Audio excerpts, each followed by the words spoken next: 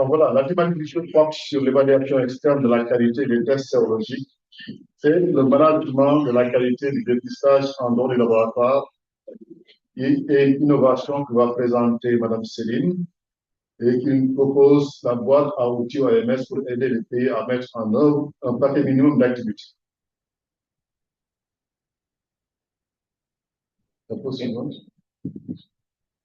Voilà, l'objectif de cette session, c'est de contribuer à l'amélioration de la qualité des tests de dépistage du VIH dans les structures de prise en charge des patients.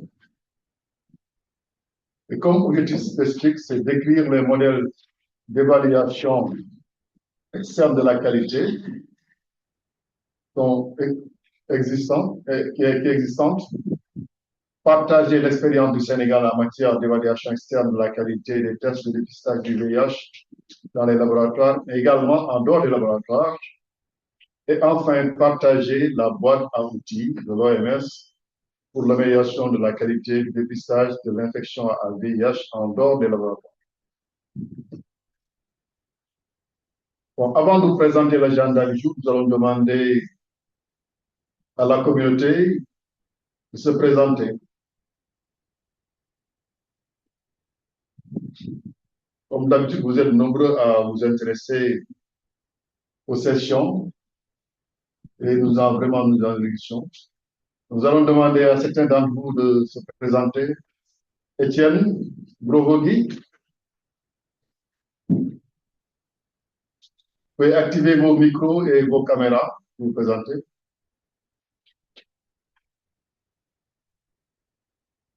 Sinon, Ibrahim Diaw.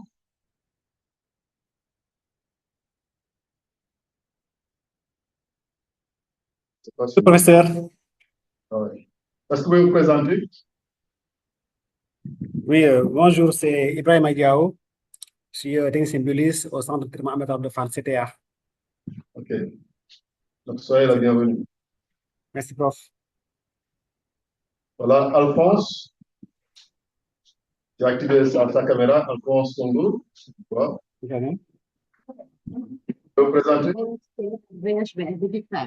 mais xale bi ci auditeurs nga fi andi xam S'il vous plaît. DSTAT ma andi léegi moom dafa war a defaale NFS nag te xaw ma NFS ndax fii la ko fayee wala déet Diaw. andi nga Mettez sous format mute. Voilà. Merci. Ousmane Yatara. Est-ce que vous pouvez vous présenter? Sinon, Marie-Ange Caillot.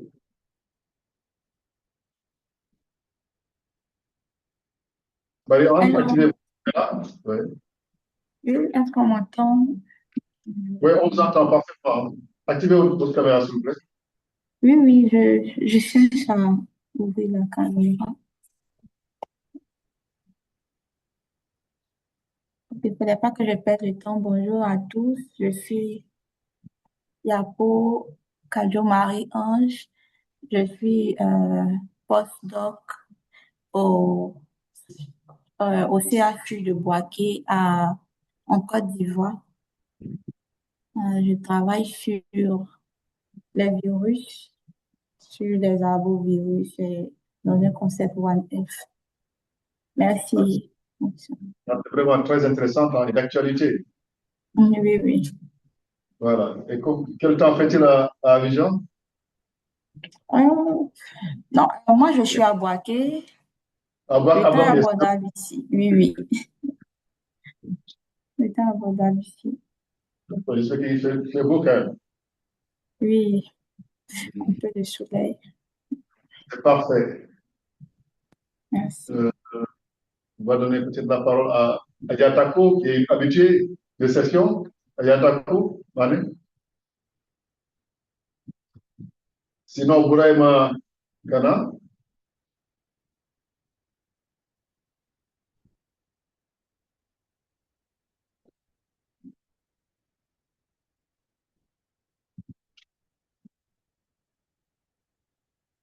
Sinon, on va démarrer en vous présentant l'agenda, je pense.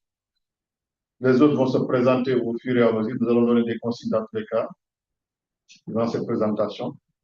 Donc, l'agenda démarre d'abord avec l'introduction de la session qui est déjà faite. Nous allons maintenant vous présenter les deux experts du jour de la session. Ils sont vraiment des spécialistes dans le domaine. Nous allons commencer d'abord par Madame Céline Latousti, qui est au niveau du département du VIH, TB, hépatite et infections sexuellement transmissibles de l'OMS, qui est vraiment une experte dans ce domaine, qui va nous présenter dans un deuxième temps la boîte à outils OMS pour aider les pays à mettre en œuvre un paquet minimum d'activités. Mais nous allons débuter cette séance par Dr Pauline Yacine Sen, qui est PhD en virologie, responsable de l'hygiène et sécurité au niveau du laboratoire national de référence du VIH.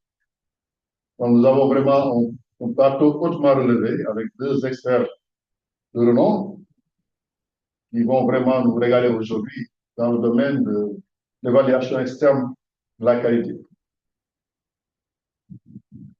Donc, de 13h05 à 13h25, Dr Yacine va d'abord prendre la parole. Je pense qu'aujourd'hui, c'est un format un peu particulier. Ce n'est pas une proposition de cas, comme d'habitude. Donc, c'est un format particulier avec deux experts. Donc, nous allons débuter la présentation avec Dr Yacine Sen, qui va nous présenter l'expérience du Sénégal dans la mise en œuvre de l'évaluation externe de la qualité. Dr Yacine, la parole. Merci, professeur Camara. Bonjour à tous. Tout d'abord, permettez-moi de remercier les organisateurs de cette session qui nous ont donné l'opportunité de partager l'expérience du Sénégal dans la mise en œuvre de l'évaluation externe de la qualité.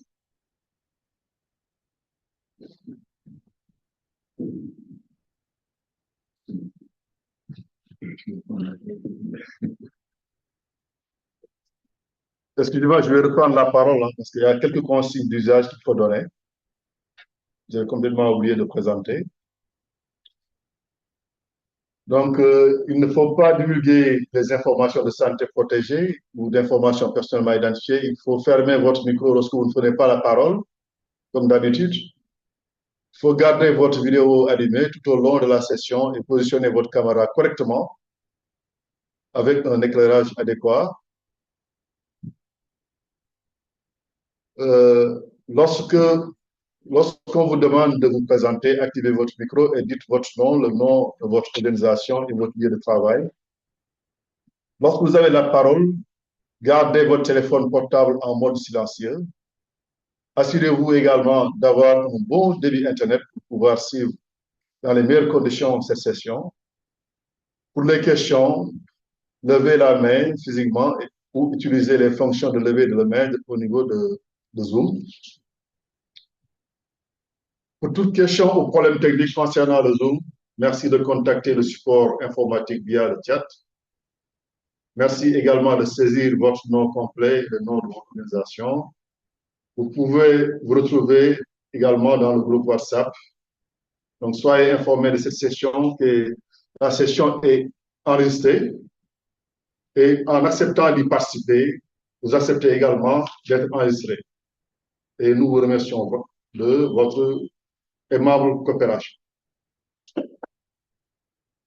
Voilà, il est possible également d'obtenir un certificat de participation après avoir assisté au moins à une durée de 50% de sessions concernant la thématique.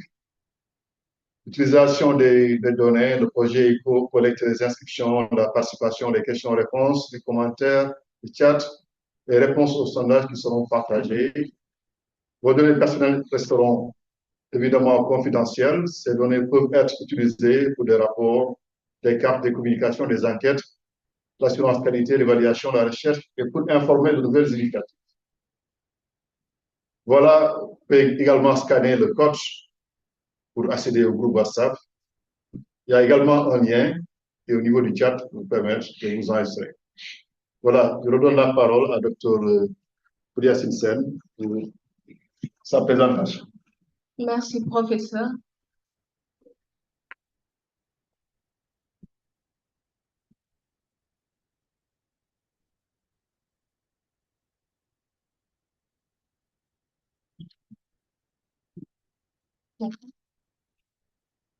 Avant de présenter les résultats de cette expérience, il est important de noter que garantir la qualité, diapo, que garantir la qualité du diagnostic est un enjeu majeur de santé publique. Diapo.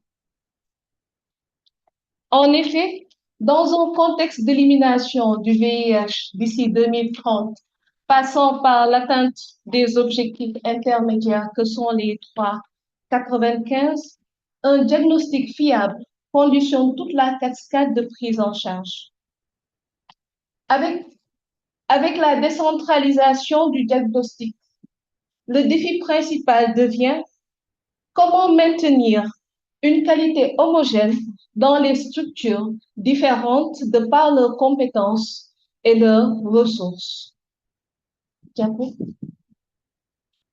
Concernant la qualité des tests de dépistage rapide, l'évaluation externe de la qualité n'est qu'une composante du système de management de la qualité. En effet, à côté, nous avons les contrôles de qualité interne. Pour obtenir des résultats fiables, nous avons les procédures et nous avons surtout la supervision et l'accompagnement des sites. Toutefois, l'évaluation externe de la qualité permet d'aller au-delà de la simple évaluation analytique. Elle permet ainsi de comparer les résultats, les performances entre sites, d'identifier les erreurs analytiques, évaluer l'application stricte de l'algorithme national et de détecter les besoins en formation continue. Diapositive. Notons qu'il existe plusieurs méthodes d'évaluation externe de la qualité. Nous pouvons citer l'évaluation sur site, le recontrôle et la relecture, et enfin les tests de capacité ou proficiency testing que nous utilisons au niveau de notre programme. Et le PT utilise les DTS ou Dry Tube Specimen. Alors, qu'est-ce qu'un DTS? C'est un échantillon biologiquement séché, stable à température ambiante, donc efficace, applicable dans nos conditions de température élevée, avec un statut VIH connu au niveau du laboratoire de référence. Et pourquoi leur utilisation? On n'a pas besoin de chaîne de froid quand on transporte ces DTS et la distribution est facile. Et cela permet de tester tout le processus complet, à savoir la bonne manipulation des échantillons, l'application correcte de l'algorithme, la lecture et l'interprétation des résultats. Et cela reproduit les conditions exactes du travail quotidien. Le laboratoire national de référence joue un rôle central dans la coordination technique. Au-delà de la préparation des DTS, le laboratoire effectue l'analyse des résultats et met en œuvre la supervision spécialisée après l'analyse des actions, la mise en place des actions correctives. À travers cette présentation, nous souhaitons surtout partager l'expérience du laboratoire national de référence dans l'évaluation externe de la qualité des laboratoires, mais aussi l'expérience de ce laboratoire dans l'évaluation externe des sites décentralisés, à savoir les postes de santé. Ainsi, exposer les résultats et discuter des défis opérationnels. Maintenant, nous allons parler de l'architecture et du cadre de financement de ce programme. Diapositive. Dans cette organisation pyramidale, nous pouvons voir que cela a permis au laboratoire d'effectuer la préparation des DTS, la distribution de ces derniers, une réalisation sur site c'est-à-dire cette évaluation externe, la remontée des résultats et l'application des actions correctives à tous les niveaux de la pyramide de santé. Au Sénégal, l'évaluation externe de la qualité s'est développée progressivement. S'est développée progressivement autour de deux composantes. La première est la composante Fonds mondial. Le programme national SNE-CQE est solidement structuré et financé par le Fonds mondial depuis 2021. Le laboratoire de référence a eu à bénéficier d'une formation sur la mise en place de ce programme et on a pu avoir le manuel a pu être mis en place avec l'appui du CNLS, de la DIC et du CACR. Ensuite, ce programme est constitué de la composante CDC. De la composante CDC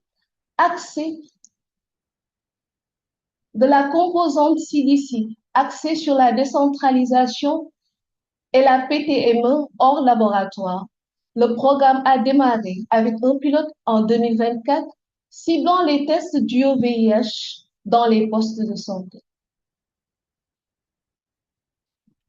Cette double approche a permis vraiment d'étendre l'évaluation externe de la qualité du laboratoire au poste de santé.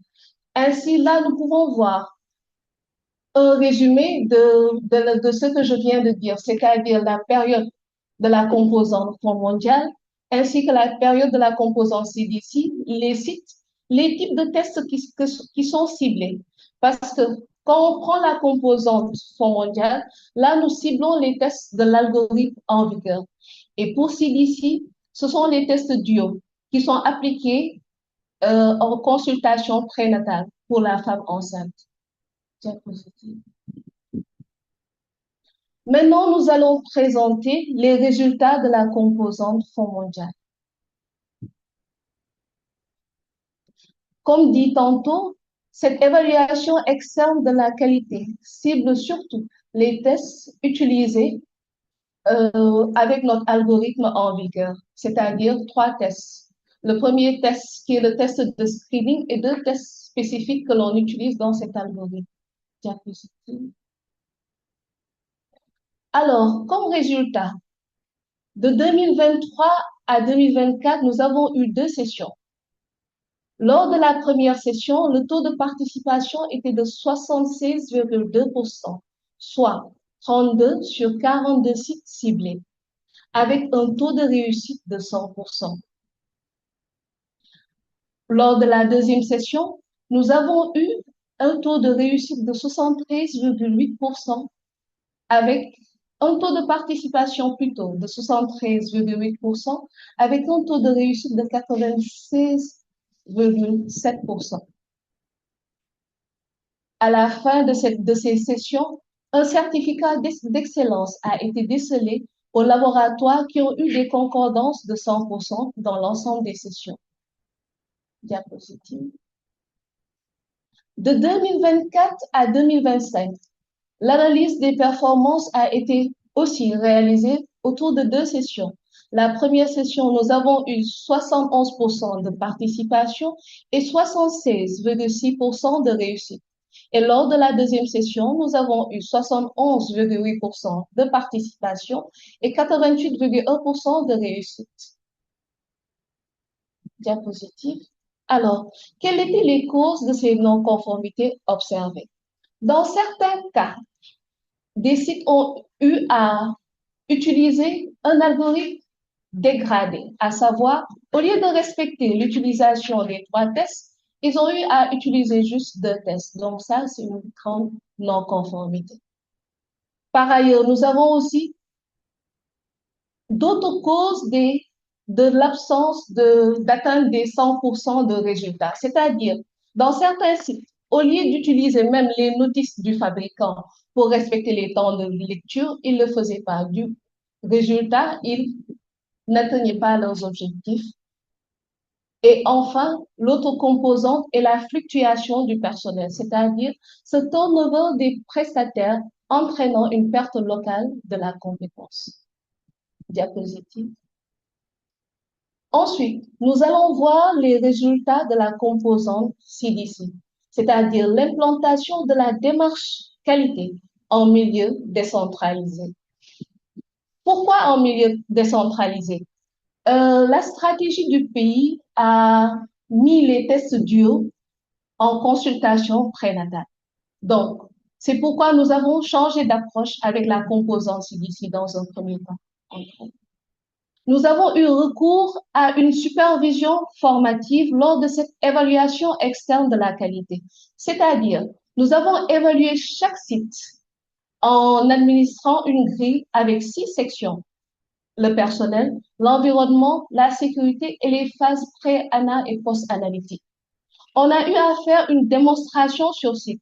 On a eu à reconstituer les DTS sur site, accompagner les prestataires et recueillir les résultats. Et enfin, ayant noté que plusieurs postes de santé ne disposaient pas de procédures, nous avons eu à mettre en place et à distribuer des procédures opératoires. Diapositive. Comme résultat de ce pilote, pour la première session, nous avons eu 100% de participation ayant ciblé 45 sites avec 73,3% de réussite. Lors de la deuxième session, c'est-à-dire nous sommes retournés sur site, superviser encore et accompagner les prestataires, nous avons eu 100% de participation et 100% de réussite. Alors, diapositive, nous avons observé quelques défis opérationnels, d'une part, c'est-à-dire il y a eu beaucoup de postes de santé où l'accès était très difficile parce que les sites étaient enclavés. Le stockage des kits était parfois à plus de 30 degrés et en connaissant des conditions climatiques parfois du pays. Et on notait l'absence de réfrigérateur, mais surtout le turnover du personnel qui était non maîtrisé. Par rapport à l'aspect qualité, nous avons observé un fort besoin de procédures dans ces structures, surtout dans le bureau de la sage-femme où se faisait ce dépistage. Nous avons aussi noté le renforcement de la biosécurité était primordial et qu'il devait y avoir une standardisation des tests au niveau national pour le dépistage chez la femme enceinte. Alors, ces résultats nous ont poussé à changer de stratégie. Au lieu maintenant d'aller sur site, nous avons organisé un atelier où nous avons invité les sages-femmes. Alors, en 2025, nous avons ciblé 100 postes de santé dans les régions qui avaient plus de postes de santé, notamment Dakar et Thiès. 50 postes au niveau de Dakar et 50 postes de santé au niveau de la région de Thiès. Et là, pour chaque poste de santé, 2 sages-femmes étaient représentées. Donc, on a eu à former 200 sages-femmes. Diapositive. Alors, comme perspective nationale en 2026, nous avons exprimé la nécessité d'étendre ce contrôle, cette évaluation externe de la qualité vers 333 postes de santé, y compris les postes restant dans les régions de Dakar et Thiès et les autres postes de santé prioritaires. Comme perspective aussi, nous avons noté la digitalisation, c'est-à-dire la collecte mobile des résultats pour un feedback en temps réel, mais surtout la pérennisation de cette activité. Diapositive. Quelles sont les leçons apprises et l'alignement au système de management de la qualité? Diapositive. Comme leçon apprise, nous avons noté que la réactivité était importante, c'est-à-dire aujourd'hui on voit des non-conformités. On va sur site, on accompagne, on améliore et tout est résolu. L'approche système aussi est primordiale. Les erreurs relevées ne découlent pas d'une mauvaise volonté individuelle, c'est important de le noter, mais de contraintes structurelles comme on l'a vu tantôt. Et enfin, la reconnaissance par le certificat d'excellence constitue un levier de motivation à très faible coût pour maintenir la rigueur. Diapositive. Et enfin, nous pouvons dire que le Sénégal a mis en place en pratique le paquet minimum d'activités relatives au système de management de la qualité hors laboratoire, c'est-à-dire la standardisation des tests rapides, l'utilisation des DTS qui sont adaptés et la formation des prestataires. Et cela contribue directement au renforcement du système de santé. Diapositive. Nous ne pourrions finir sans remercier l'ensemble des partenaires techniques et financiers, les structures sanitaires, ainsi que toutes les équipes ayant contribué à la mise en œuvre de ce programme au Sénégal.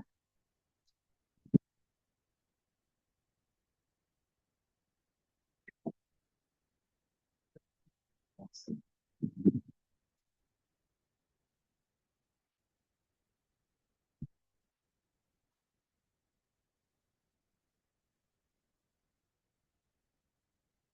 Merci beaucoup, Dr. Pauline, pour cette très belle présentation. Vous êtes revenu d'abord sur les enjeux stratégiques de l'évaluation externe de la qualité pour les tests sérologiques du VIH, notamment avec l'enjeu, la cible, l'OMS, de 3,95, qui est importante à atteindre. Vous êtes également revenu sur la différence entre les contrôles de qualité internes qui va permettre la fiabilité des tests sérologiques en comparaison avec le contrôle de qualité externe qui va surtout se focaliser sur la justesse des résultats en se basant bien sûr sur des proficiency testing qui en général sont menés par des organismes reconnus, également des laboratoires de référence ou des centres d'excellence comme le NLR, le VIH au Sénégal. Je pense qu'également vous avez parlé de l'architecture et le cadre de financement avec les PTF, notamment le CDC, également les centres, le CNRS, la DLC et le CRSS, qui ont beaucoup contribué à la mise en place de ce contrôle de qualité externe. Le Fonds mondial, également, avec l'algorithme national de dépistage du VIH, avec des sessions de 2023-2024 qui a débouché sur des taux de participation de 76,2% avec 100% de réussite dans un premier temps. Et ensuite, la deuxième session portait sur 73,1% de participation avec un taux de réussite de 96,7%. Et les laboratoires qui ont été reçus ont pu avoir un certificat de concordance qui va permettre de les encourager à rester dans la démarche qualité pour pouvoir avoir des résultats qui sont justes et fiables. Je pense que pour les sessions de 2024-2025, les taux de participation étaient légèrement inférieurs, de l'ordre de 71%. Mais ce qu'on a noté surtout, c'est la faiblesse des taux de réussite de concordance par rapport au PT. Parce que peut-être que des questions seront certainement soulevées par la communauté concernant cela. Mais également, vous avez retenu les non-conformités qui sont liées notamment à des ruptures d'intrants, au non-respect des SOP, mais également à la fluctuation interindividuelle. Voilà. Donc, concernant la composante CDC en milieu décentralisé avec les postes de santé, les taux de participation étaient beaucoup plus élevés, 100% dans les deux sessions, avec une amélioration notoire des taux de concordance, passant de 73 dans la première session à 100% dans la deuxième session. Je pense que vous avez beaucoup appris de ces évaluations, des leçons qui ont été tirées. Ça a amené à proposer un atelier pour les sages-femmes pour mieux insister sur leur formation. Mais également, proposer des modèles pour améliorer leur adhésion, également à travers notamment les certificats de reconnaissance, l'approche système et surtout la réactivité des équipes de supervision pour vraiment corriger au fur et à mesure pour permettre d'avoir des résultats probants. Donc voilà, je ne sais pas si j'ai été plus ou moins fidèle à ce qui a été présenté. Alors maintenant, nous allons demander à la communauté s'ils ont des questions de clarification. Parce qu'ils peuvent, ceux qui ont des questions peuvent lever la main, activer leur caméra, leur micro pour pas. Voilà, c'est pas OMS, WHO, je pense que c'est Dr. Céline. C'est Madame Céline, oui. Madame Céline. Oui, bon, oui, merci beaucoup et vraiment bravo pour cette présentation. J'avais juste une qui est hyper intéressante et qui fait un peu écho à ce que je vais vous présenter après, mais j'avais juste une petite question de clarification. Donc, si j'ai bien compris, le programme Fonds mondial, c'était adressé donc au site de dépistage non CP, consultation prénatale. Mais est-ce que vous pouvez me rappeler si c'était pour les laboratoires ou si aussi ce dépistage qui était effectué dans le cadre des programmes du Fonds mondial, c'était dans les laboratoires ou alors, je sais pas, dans d'autres postes de santé où il n'y a pas de laboratoire, juste pour préciser ça. J'ai bien compris pour le CDC que c'était en CPN via les sages-femmes, mais par contre, j'ai pas bien compris, enfin, je suis pas sûre d'avoir bien compris pour ce qui se passait dans le programme du Fonds mondial. Merci. Merci beaucoup, Madame Céline, cette question pertinente. D'autres commentaires ou questions de clarification?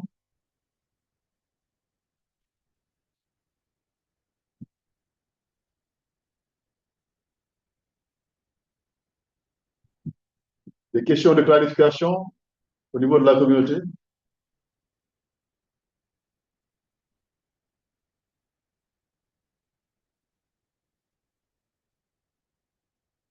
Voilà, Amadou Sow, vous pouvez activer votre caméra, s'il vous plaît, et le micro.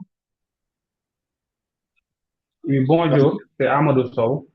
Je suis le responsable du labo district sanitaire de Salemata, dans la région de Kédougou. Donc, ma question, c'était par rapport aux températures qui sont très élevées à Kédougou, qui peuvent atteindre jusqu'à 43 degrés. Maintenant, surtout les sages-femmes où il n'y a pas de climatiseur, il n'y a pas de réfrigérateur. Quelle est la conduite qu'il doit prendre vraiment pour maintenir ces réactifs dans de bonnes conditions? On sait que dans nos zones, ce sont des zones vraiment où les températures sont très élevées. Donc, quelle est la conduite qu'il doit tenir pour maintenir ces réactifs dans de bonnes conditions? Parce que ici, il fait très chaud. L'autre souci aussi, c'était par rapport aux faux positifs. Donc, des fois, il amène beaucoup de femmes au niveau des labos pour dire que c'est positif, alors que si on fait le test, ça revient négatif. Est-ce que le souci, c'est par rapport au respect du temps ou bien le souci, c'est par rapport à la qualité des réactifs? Donc, c'était ces deux questions que je voulais poser. Merci beaucoup encore une fois. Merci beaucoup, Amadou. D'autres questions de clarification?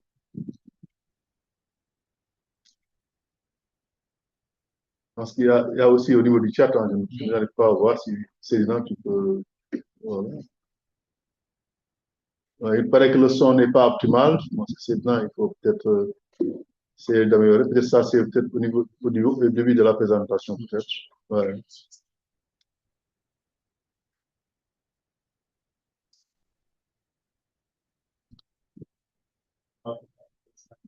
Voilà, il y a Adjaratou Aïssatou Ba, oui, qui demande quelle était la conduite tenue pour les sites ayant échoué au PT.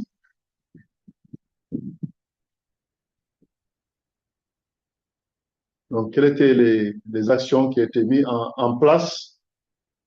Est-ce qu'ils devaient faire les tests ou bien est-ce qu'il y avait des plans de formation? Voilà. Voilà, Marie-Ange également. Voilà, allez-y. Merci professeur pour la parole. Je tiens à remercier le docteur pour sa brillante présentation. Moi, je vais dire, c'est une question de clarification. Je voudrais savoir, est-ce que, je dirais, les études ont porté un peu sur le suivi des non-conformités qu'elle a évoquées.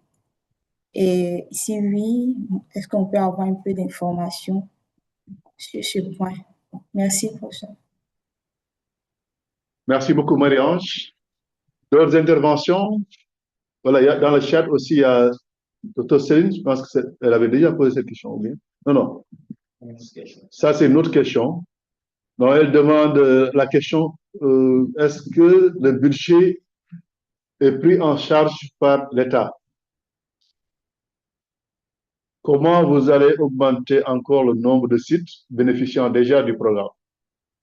Je pense que vous ambitionnez je pense que c'est 338 sites, n'est-ce pas? Comment vous allez faire? Quelles sont les sources de financement? Est-ce que l'État va apporter sa contribution ou bien ce sera toujours les PTF qui vont s'en occuper?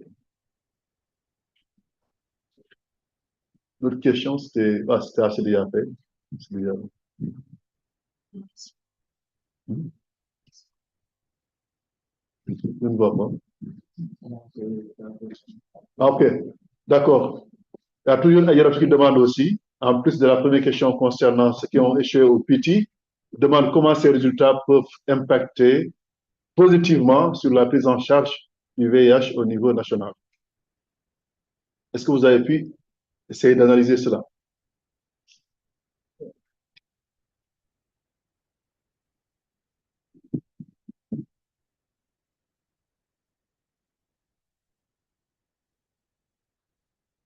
Alors, sinon, on va laisser à Dr. Pauline le temps de répondre. S'il y a d'autres intervenants, ils pourront ensuite, dans un deuxième temps, prendre la parole pour des questions de clarification. Alors, Dr. Céline, je pense qu'il y a Madame Dr. Pauline, il y a Madame Céline, il y a Dr. Adjara, il y a Amadou Sow et il y a Marie-Ange qui ont posé des questions très pertinentes qu'il va falloir adresser.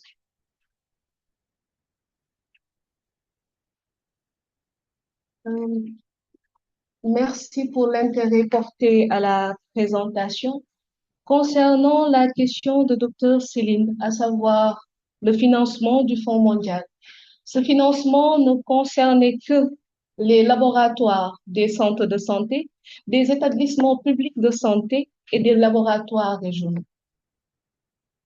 Ce financement ne concernait pas les postes de santé, juste les laboratoires. Deuxième question. Pour répondre aux conditions de température et de stockage de Amadou Sow de Kédougou, face à vos difficultés, déjà, il faudrait avoir pour habitude de voir les conditions les recommandations du fabricant. C'est-à-dire, chaque test est spécifique à une condition de stockage spécifique, je me répète. Maintenant, pour maintenir ces réactifs dans de bonnes conditions, bon, s'il n'y a pas de réfrigérateur, s'il n'y a pas de climatisation, c'est faire un plaidoyer. C'est par vos missions, par nos missions aussi, faire la remontée d'informations et faire les plaidoyers. Voilà. C'est à ça que servent les missions, voir les non-conformités, essayer de trouver des actions pour atténuer ces problèmes-là. Maintenant, concernant les faux positifs, avec l'expérience de l'évaluation externe de la qualité au niveau des postes de santé, nous avons eu écho de ces faux positifs-là. Et quelle était la cause? Les sages-femmes, dans la plupart des cas, les sages-femmes n'utilisaient même pas le tampon. Ça, c'est une des causes. N'utilisez pas le tampon, n'utilisez pas le nombre de gouttes spécifiques au test et ne respectez pas le temps d'interprétation des résultats. Et lors de ces supervisions formatives, nous avons insisté sur cet aspect. Parce que ce qu'ils avaient l'habitude de dire, c'était oui, on met après la bande apparaît 48 heures après ou voilà. Donc, c'est les retours qu'on a eus et on a insisté sur la standardisation des pratiques, d'où l'intérêt des procédures, d'où l'intérêt de la supervision et de la formation continue des prestataires. Si on trouve les procédures affichées de chaque test au niveau de la paillasse, qu'on ait ce souci de former la personne avant l'utilisation de ce test, il y aurait moins de faux positifs, je pense. Concernant les sites, j'ai répondu à la question.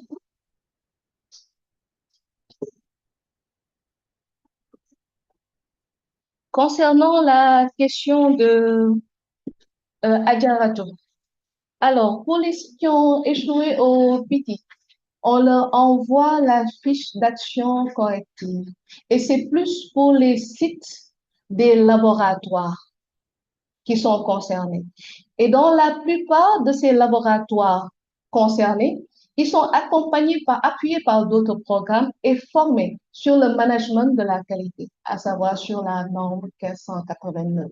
Donc, la majorité de ces sites savent comment analyser les causes, soit par l'approche des 5 M ou par l'approche des 5 pourquoi.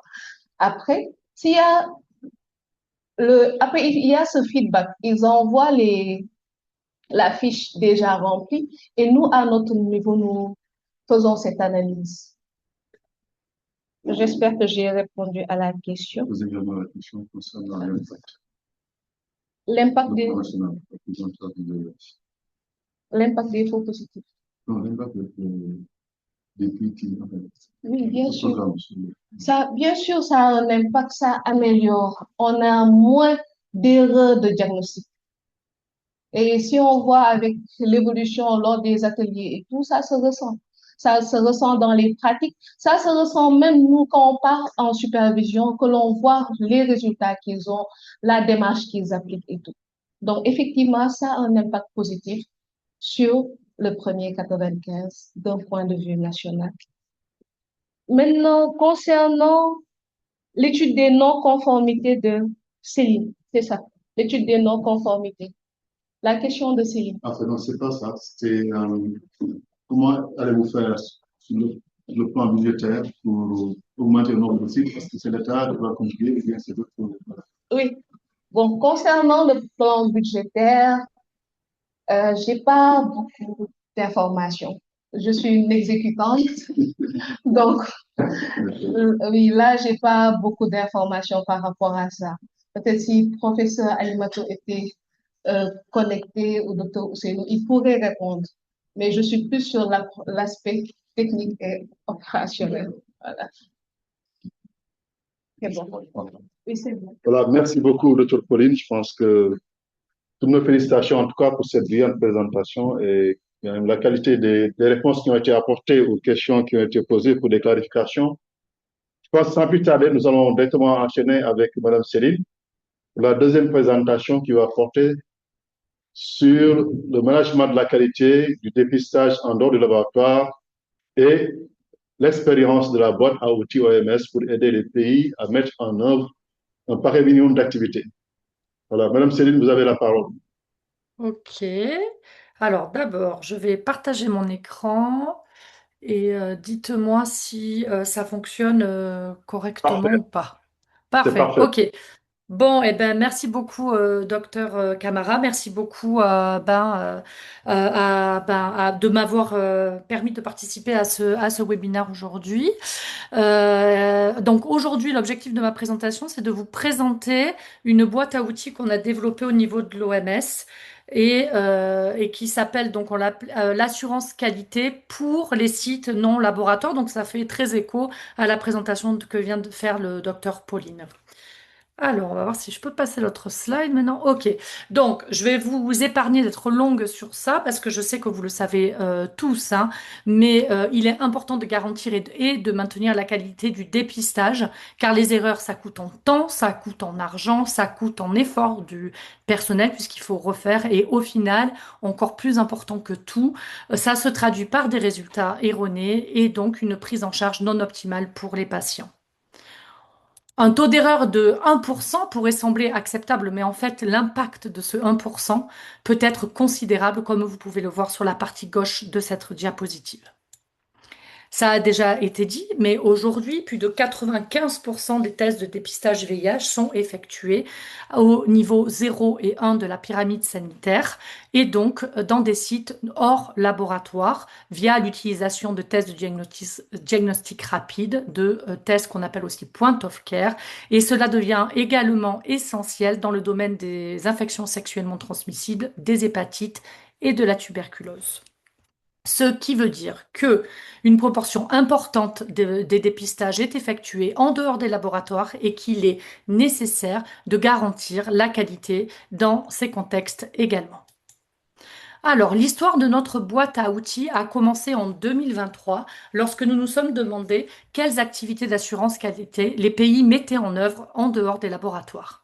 Alors pour cela, nous avons procédé à une analyse documentaire afin de comprendre quels étaient les guides et les outils d'implémentation qui étaient à disposition des pays spécifiquement pour les sites non laboratoires. Nous avons également recensé les partenaires susceptibles d'apporter un soutien, que ce soit technique ou financier, au pays, et mené une enquête dans les pays de la région afro pour déterminer ce qui était connu, ce qui était utilisé et ce qui pouvait peut-être manquer. Ce que nous avons appris des 21 pays qui ont répondu à cette enquête peut se résumer de la manière suivante. Donc déjà, bien que certaines activités d'assurance qualité soient mises en place dans les laboratoires, les sites non laboratoires n'étaient pas systématiquement inclus dans les plans nationaux d'assurance qualité. Nous avons également observé une différence significative en termes de mise en œuvre entre les pays bénéficiant de financement externe et ceux qui n'en disposaient pas. Les principaux obstacles à la mise en œuvre d'un système de gestion de la qualité qui ont été mis en avant par les pays étaient, entre autres, un manque de financement pour 85% des pays, un manque de formation en assurance qualité pour 76% des pays, un manque de personnel dédié à l'assurance qualité pour 71% des pays, un manque de disponibilité des outils, que ce soit des guides ou des outils de mise en œuvre pour plus de 50% d'entre eux, et des difficultés d'ordre infrastructure et logistique pour 47% d'entre eux. Nous avons également constaté que plus de la moitié des pays ne disposaient pas d'une entité nationale chargée de la surveillance post-mise sur le marché pour les dispositifs médicaux.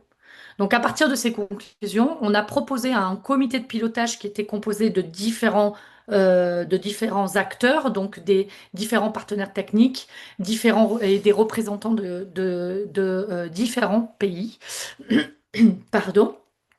Voilà, et de développer une boîte à outils adaptée aux sites de dépistage non laboratoire et à destination des pays à ressources limitées. Initialement, on a pensé aux pays qui ne bénéficiaient pas de financement externe, mais dans le nouvel environnement de financement, là, celui qu'on vit actuellement, on pense que cette boîte à outils pourrait profiter à davantage de pays.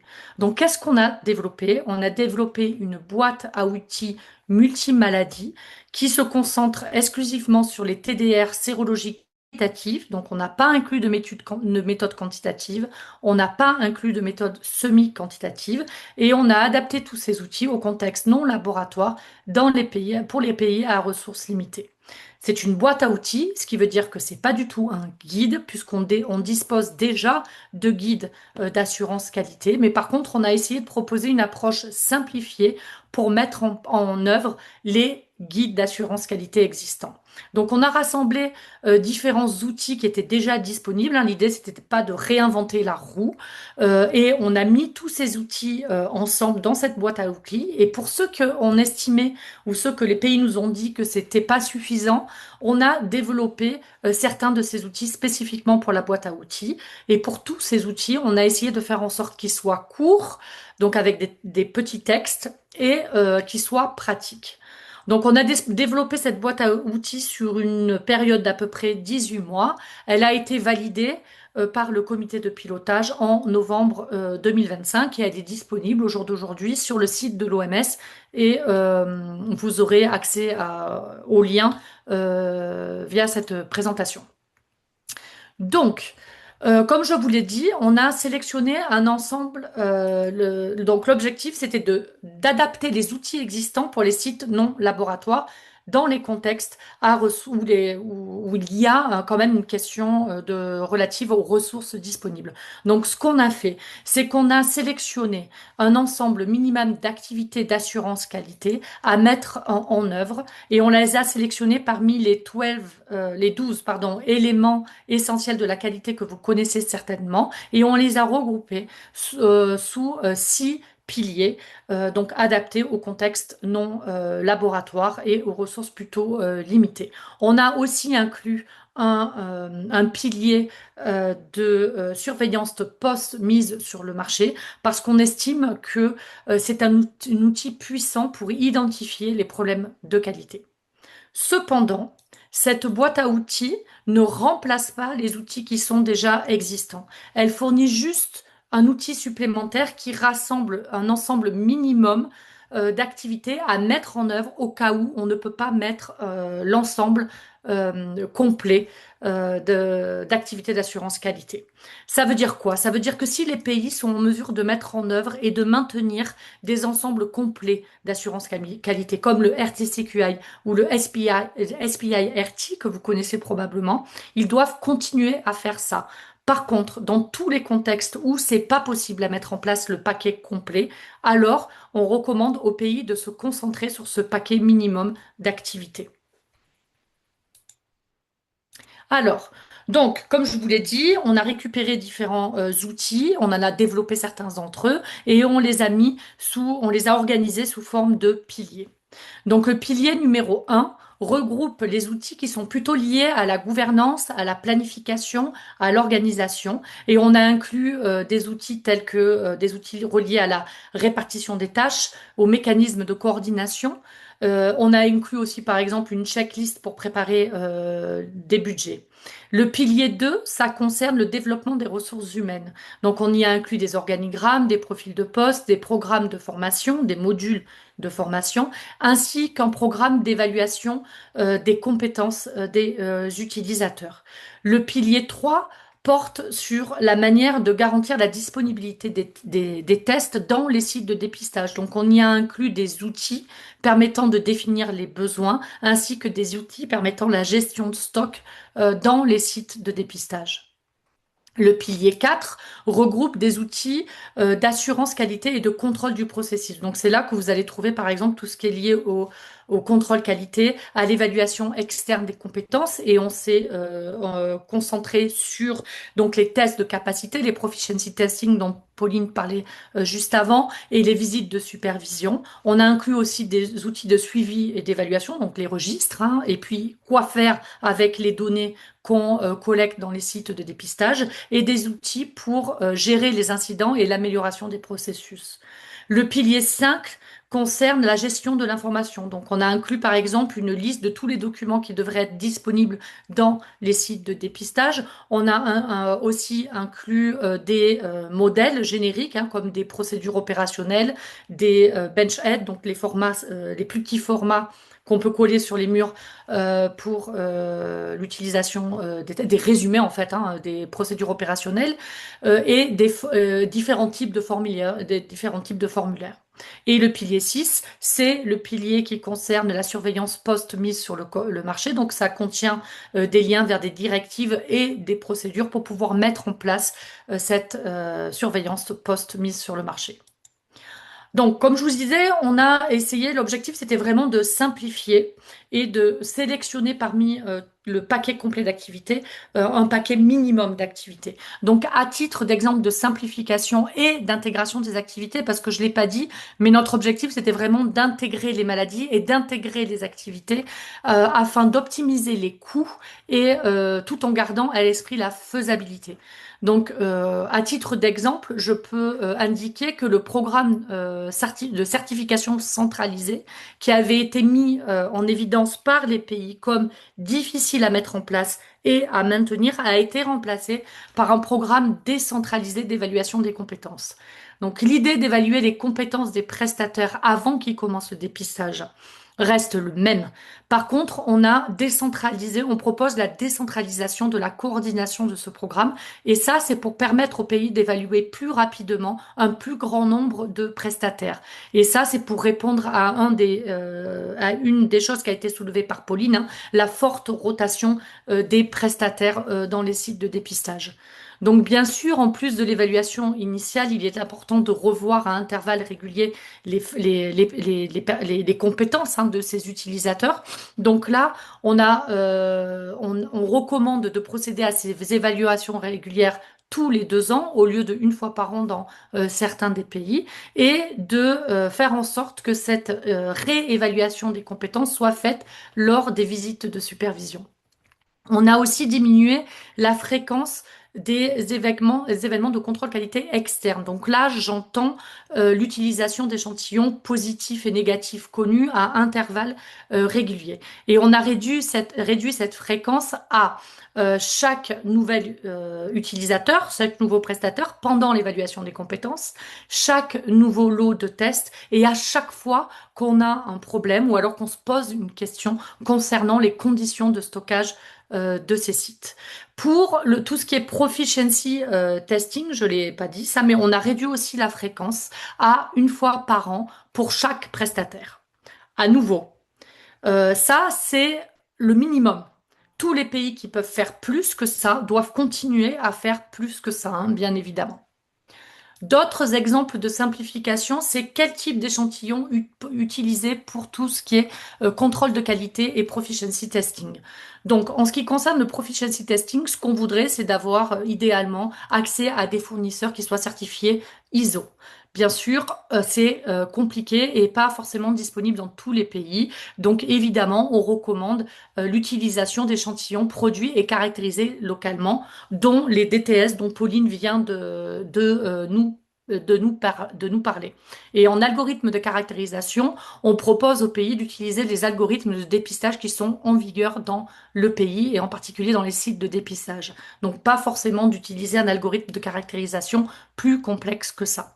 En termes de solutions de contrôle qualité, donc à nouveau, qu'on devrait utiliser à chaque nouvel utilisateur, chaque nouveau lot et à chaque fois qu'on a un problème de stockage de ces tests, idéalement, on voudrait tous avoir des échantillons commerciaux, mais en fait, ça n'existe pas pour la plupart des tests. Donc, on recommande aussi dans ce cadre-là d'utiliser soit les DTS qui sont caractérisés par l'algorithme en vigueur dans les sites, soit aussi, on a ouvert à l'utilisation d'échantillons qui soient caractérisés et stockés dans les sites de dépistage directement. Voilà, alors qu'ils soient faits dans le site de dépistage ou alors dans un site qui soit proche. Et pas forcément que la production de ces solutions de contrôle soit faite au niveau central et distribuée partout, parce qu'on sait que c'est pas toujours évident d'organiser la distribution dans des centaines et des centaines de sites de dépistage.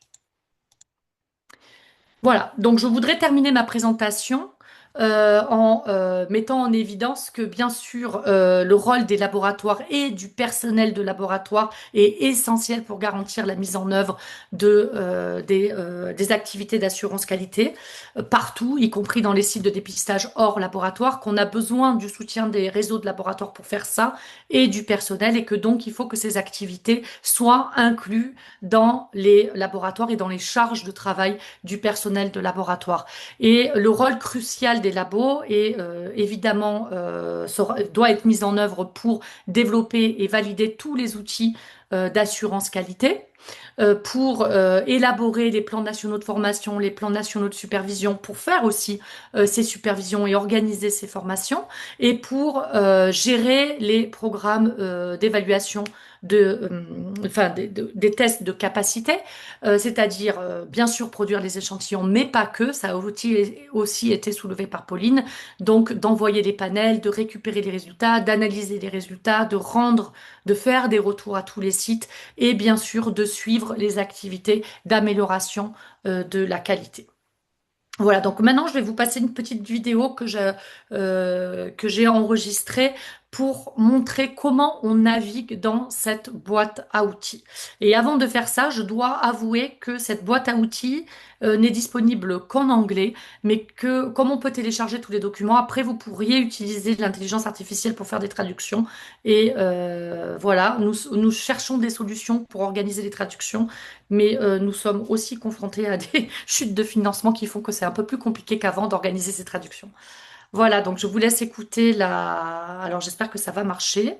Je vous laisse écouter cet enregistrement et dites-moi si ça fonctionne pas pour une raison ou pour une autre. Ah, je pense que vous entendez pas.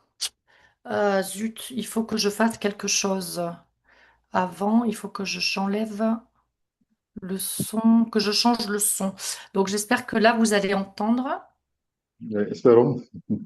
Alors, je voulais compléter cette Est-ce que ça marche? Présentation Oui, ça marche. de démonstration de comment on a.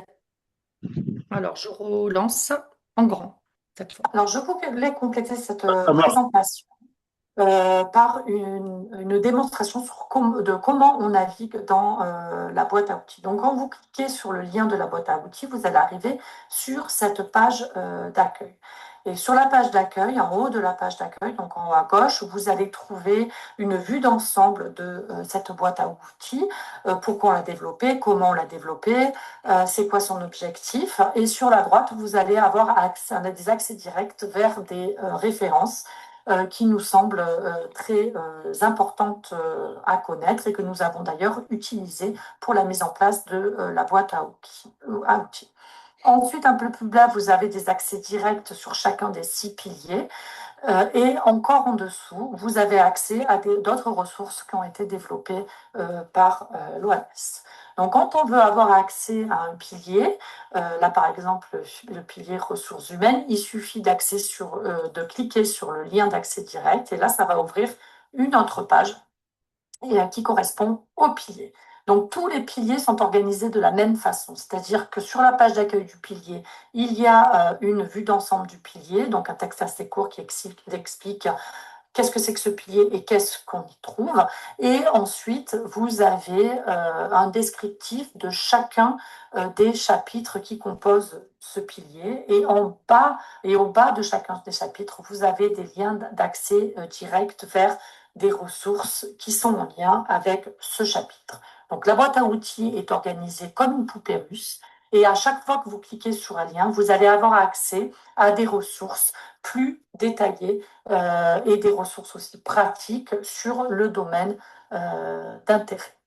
Donc, aussi, quelque chose à mentionner, c'est que pour certains des outils, certaines des ressources, donc par exemple ici le rôle et responsabilité, vous pouvez y avoir accès par différents piliers. Et on a fait exprès pour que vous puissiez avoir accès à ce qui vous intéresse de différentes façons et sans avoir à naviguer dans l'intégralité de la boîte à outils pour trouver ce qui vous intéresse.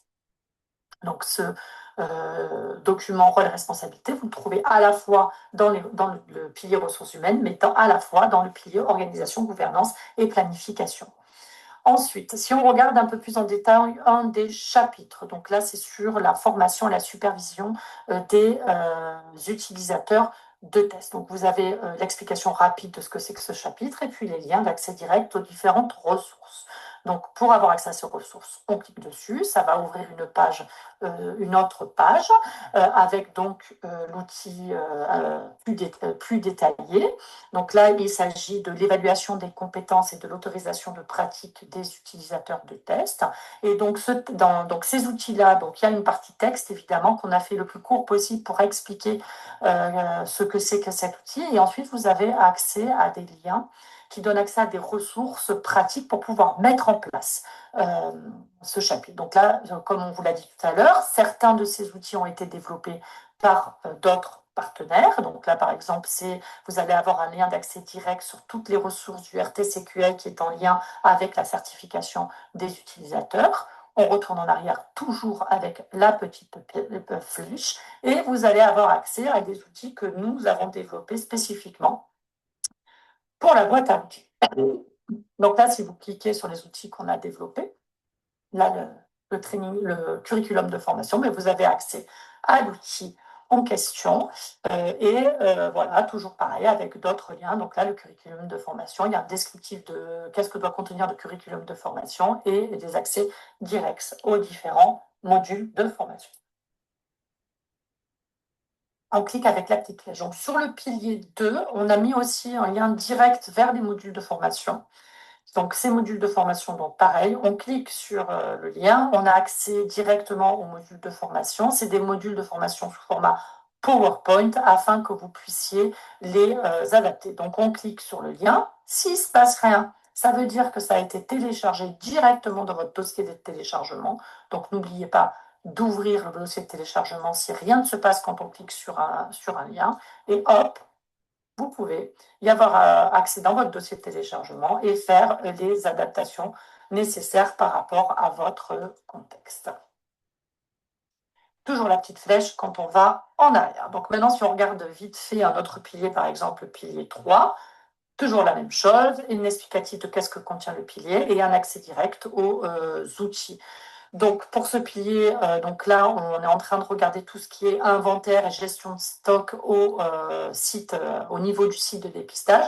Donc, on a développé différents outils pratiques. Donc, par exemple, des stock cards. Pareil, on clique dessus. Il n'y a rien qui se passe. On va le chercher dans le dossier de téléchargement.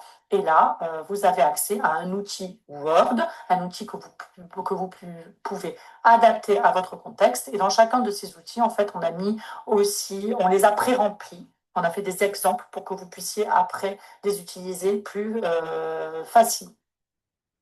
Donc voilà un petit peu ce que je voulais vous dire en termes de comment on navigue dans la boîte à outils. Je vous remercie beaucoup de votre attention.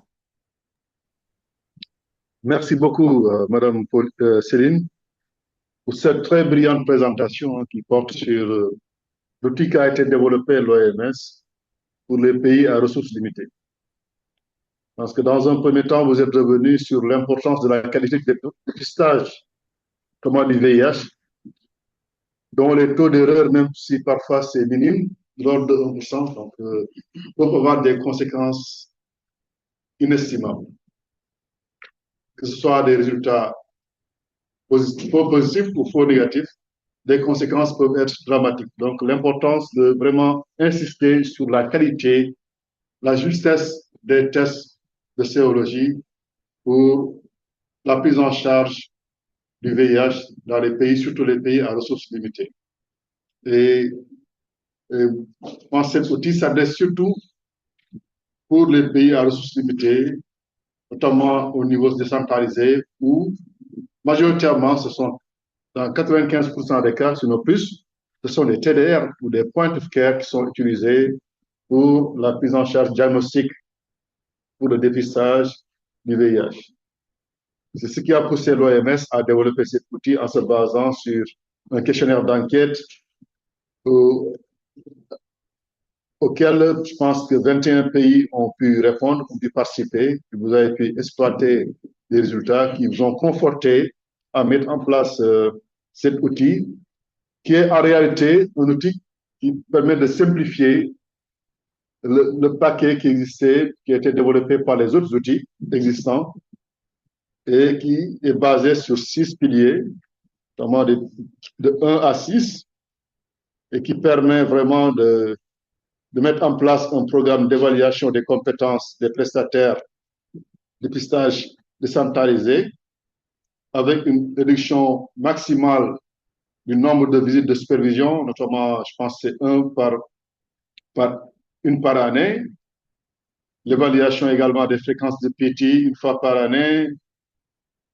Et vous utilisez également des échantillons positifs et négatifs avec des fournisseurs qui sont certifiés. Voilà, avec surtout des organismes qui sont des organismes nationaux de dépistage du VIH. Et vous avez également insisté sur l'importance du rôle du laboratoire dans la réussite de l'implémentation de cet outil-là qui est adapté au contexte de ressources limitées. Vous avez dans un deuxième temps montré une vidéo très intéressante qui porte non seulement sur l'appropriation de l'outil pour les programmes PT, mais surtout sur le programme de formation. et avec la disponibilité de ressources très importantes qui permettent vraiment de renforcer les capacités dans les pays à ressources limitées. Donc, merci beaucoup pour le partage de ces informations. Je pense que nous allons maintenant laisser la parole à la communauté pour apporter, pour poser des questions de clarification aux besoins. Voilà, vous pouvez lever la main si vous avez des questions de clarification à adresser.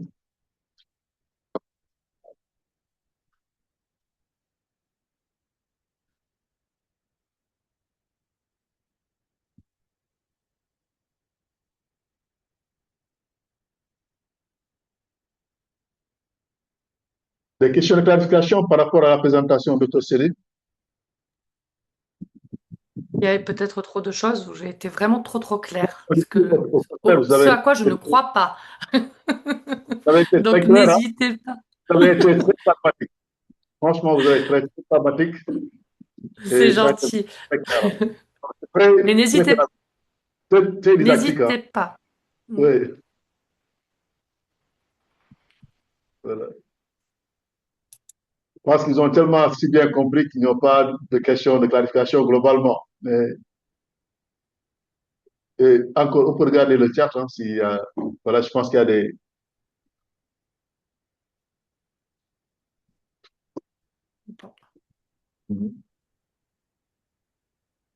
Pas de questions. Ok. Voilà. Donc peut-être la seule contrainte de cet outil, c'est que l'outil est en anglais. Et l'outil est destiné au niveau périphérique. Et en général, ceux qui sont au niveau périphérique ne sont pas des scientifiques de très haut niveau. Donc, on peut comprendre au niveau centralisé, les gens sont assez familiers avec l'anglais.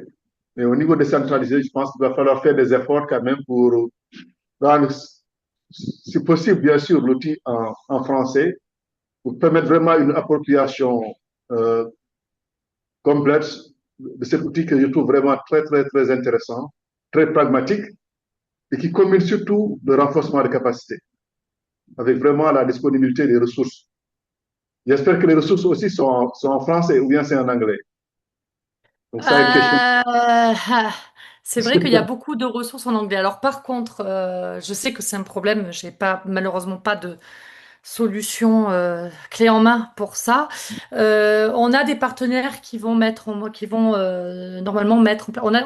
Ça a été travaillé avec la SLM, ça aussi, Ah, d'accord. cette boîte à outils, hein. La SLM était impliquée dans ce projet et il y a des pays qui sont intéressés, dont un pays francophone, pour tester sa mise en place. Ah, Donc, on d'accord. espère que via la mise en place dans ce pays, ben, du coup, il y aura des traductions qui sont faites qu'après on pourra mettre à disposition voilà, de la francophonie, disons. Donc voilà. Après, il y a des outils, je suis sûre que vous les connaissez déjà en fait, et que vous les avez déjà traduits. Par exemple, tout ce qui est RTCQI, je suis persuadée qu'il y a beaucoup de pays qui utilisent déjà les ressources du CDC et qui les ont déjà traduits. Donc il y a certaines choses que je pense qui sont déjà à disposition des pays en français, mais je sais que malheureusement, on n'a pas pu développer en même temps en français et en anglais. Après, alors oui, tous ces outils sont à destination des sites non laboratoires. Par contre, les sites non laboratoires ne peuvent pas mettre en place ça sans les laboratoires, sans la supervision, la coordination des laboratoires, alors que ce soit le laboratoire national de référence ou que ce soit un autre nom, le directoire des laboratoires ou le département d'assurance qualité. Selon les pays, c'est un peu différent. Et peut-être que dans ces structures-là, il y a des gens qui quand même pourraient permettre de sélectionner les outils qui sont d'intérêt pour le pays et peut-être d'en traduire certains. Je ne pense pas qu'on puisse mettre ça à disposition d'un poste de santé sans qu'il y ait eu une appropriation au niveau national et vraiment l'inclure dans le plan national d'assurance qualité. Alors bon, puisqu'il n'y a pas de questions, alors j'en vois une là, donc je vais y répondre après. Ah si, il y a une question, sinon je vais continuer à parler. Allez-y, Marie-Ange. Voilà, je pense que c'est une question de Marc Ousmane de Djibouti. Il demande est-ce que le programme est effectif à Djibouti? Je pense que ce n'est pas encore le cas. Sinon, est-ce que je peux participer afin de pouvoir y installer, de mettre implanter ce programme-là au niveau de Djibouti? Du Djibouti. Alors, puisqu'on en parle de Djibouti, Oui. avec le Fonds mondial, on a actuellement on travaille avec le Fonds mondial sur la mise en place d'une initiative stratégique qui s'appelle Next Gen SI. En gros, c'est pour les revues des algorithmes de dépistage VIH. Donc, c'est pour mettre en place des études de vérification qui ont été mises en place dans certains pays, dont la Côte d'Ivoire d'ailleurs, il y a quelques années. Mais bref, donc dans cette initiative stratégique, il y a une entreprise qui est en charge de donner de l'assistance technique au pays qui s'appelle Market Access. Et là, tout ce qui se passe après la mise à l'échelle du nouvel algorithme doit être est inclus dans cette assistance technique, dont les plans d'assurance qualité. Donc, potentiellement, si Djibouti est intéressé par mettre en place cette boîte à outils, on pourrait voir, faut me contacter, hein. Je pense que vous aurez accès à mon email peut-être, mais du coup, faut nous contacter parce que ce serait quelque chose qui serait potentiellement possible de travailler là-dessus quand on travaillera sur la mise en place des nouveaux algorithmes de dépistage à Djibouti, puisque ça fait partie des choses qu'il faut faire et c'est ce qui est prévu aussi au Gabon, par exemple, de travailler sur cette thématique de l'assurance qualité après la mise à l'échelle du nouvel algorithme. D'accord, c'est parfait. Il y Voilà. a aussi c'est Chef Diao du Sénégal qui a demandé comment le laboratoire de district peut mettre en place un système de contrôle et, de, de qualité des tests qui sont utilisés en poste de santé. Je pense que vous Alors, avez à cela, mais bon, allez-y quand même. Oui. bon, après, donc du coup, en général, dans l'organisation des pays, donc là, de niveau central, avec le laboratoire de référence qui va donner des responsabilités dans les districts sur qu'est-ce que le district peut et pas faire en termes de mise en place. Nous, ce qu'on propose dans la boîte à outils, c'est justement d'avoir un système le plus décentralisé possible, c'est-à-dire qu'au niveau central, il donne la responsabilité à ce qu'on a appelé en anglais des QA officers, donc des agents qui seraient positionnés à différents étages de la pyramide sanitaire en charge de l'assurance qualité sur une zone donnée.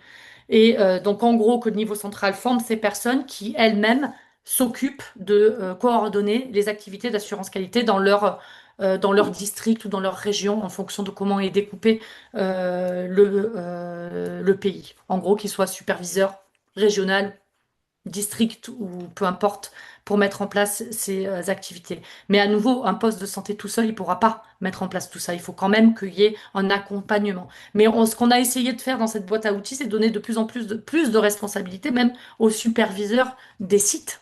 Parce que souvent ces postes de santé, ils sont sous la supervision. Par exemple, les consultations CPN, elles font partie d'une structure de santé dans lequel il y a un superviseur, peut-être même qu'il y a un labo proche. Et c'est en général, pareil pour les acteurs communautaires, ils sont en général en lien avec une structure de santé dans laquelle on pourrait identifier une personne en charge de l'assurance qualité ou de la supervision et de l'assurance qualité. Voilà, c'est comme ça D'accord. qu'on a vu un peu le truc. Il y a aussi Amadou Maïga, je pense, du Mali, qui demande serait-il possible l'aspect quantitatif dans un futur proche? Eh ben, c'est pas le premier qui nous pose cette question, donc pourquoi pas, on va y réfléchir.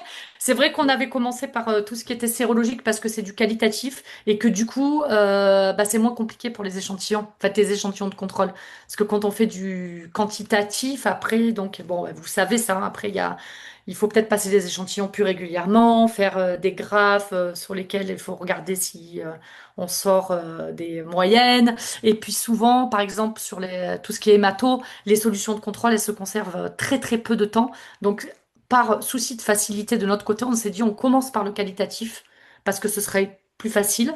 Parce que même si les solutions de contrôle sont pas disponibles autant qu'on voudrait, c'est quand même moins compliqué de les avoir que si on fait du quantitatif. Mais voilà, comme c'est pas la première personne qui nous demande, peut-être qu'on va devoir se pencher sur la question un peu plus, un peu plus en détail. voilà, je pense que s'il n'y a pas, on va prendre une ou deux questions s'il y a encore des intervenants au niveau de la communauté. Je pense que tout à l'heure, Marie-Ange avait levé la main, si je me trompe. Ou bien c'est une ancienne main. Merci pour ça. Oui, je peux intervenir. Ah, d'accord. Merci pour ça. Je tiens à remercier pour sa brillante présentation. En tout cas, j'ai beaucoup appris. Euh, je voudrais savoir, peut-être qu'elle a déjà en parlé ou que j'ai pas vraiment entendu. Euh, ce programme-là, est-il un programme standard ou est-ce qu'on peut, je dirais, l'adapter en fonction du contexte et des acquis d'un laboratoire X donné? Alors, Merci. c'est modulaire. C'est modulaire. Et est-ce que vraiment mon message au... Donc là, nous, ce qu'on a fait, c'est de proposer un paquet d'activités minimales. C'est le minimum sur lequel qu'il faudrait mettre en place. Si on n'a pas moyen de faire plus, il faut commencer par ça. C'est vraiment l'objectif. Après, tout ce qui peut être fait en plus, il faut le faire.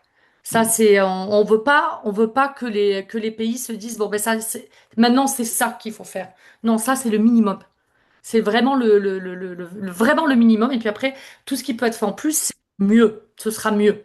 Voilà. Donc ça veut dire que c'est modulaire. Ça veut dire que vous pouvez utiliser, par exemple, si je sais pas moi, si sur le proficiency testing en Côte d'Ivoire, vous êtes capable de le faire dans tous les sites de dépistage 4 fois par an, faut le garder.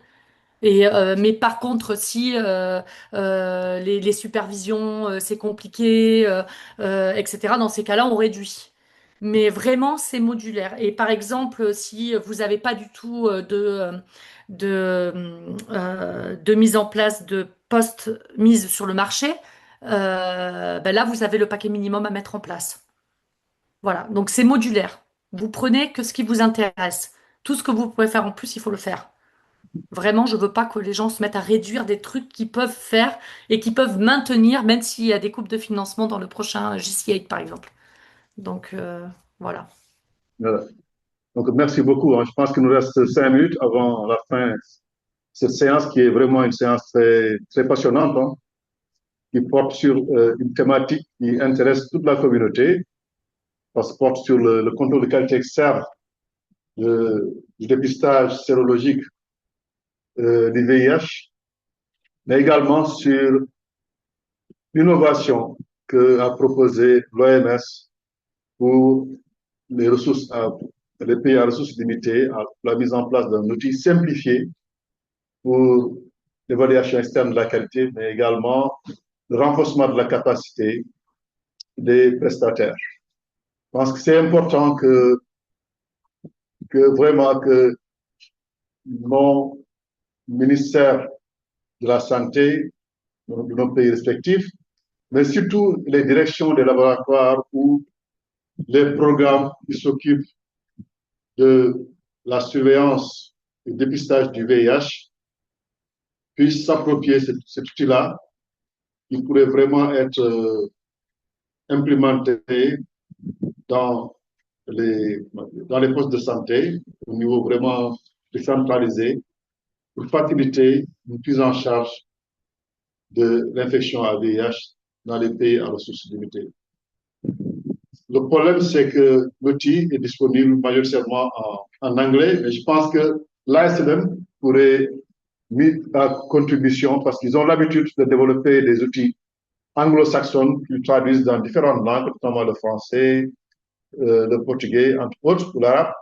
Je pense que l'ASLM pourrait vraiment contribuer. Les programmes également, les programmes nationaux pourraient également contribuer à essayer de s'approprier de cet outil et mettre en français, le traduire, les outils en français pour les rendre beaucoup plus accessibles pour les prestataires. Je pense qu'aujourd'hui, nous avons vraiment été gâtés par la qualité des présentations, des deux présentations qui ont été proposées. Et nous remercions vraiment au nom de la communauté Madame Céline et Dr. Dr. Pauline, vraiment pour leur disponibilité, mais également pour la qualité vraiment des ressources qui ont été partagées aujourd'hui. Voilà. Je pense qu'il n'y a pas d'autres commentaires. Madame Céline, Monsieur Pascal, si vous avez d'autres mots à dire avant la clôture de cette séance. Bon, pas particulièrement, si ce n'est merci encore de m'avoir permis de disséminer. Voilà. C'est nous qui vous remercions, hein, vraiment. Voilà. Merci en tout cas. Merci beaucoup. Merci à tous. Et à très bientôt, Inch'Allah.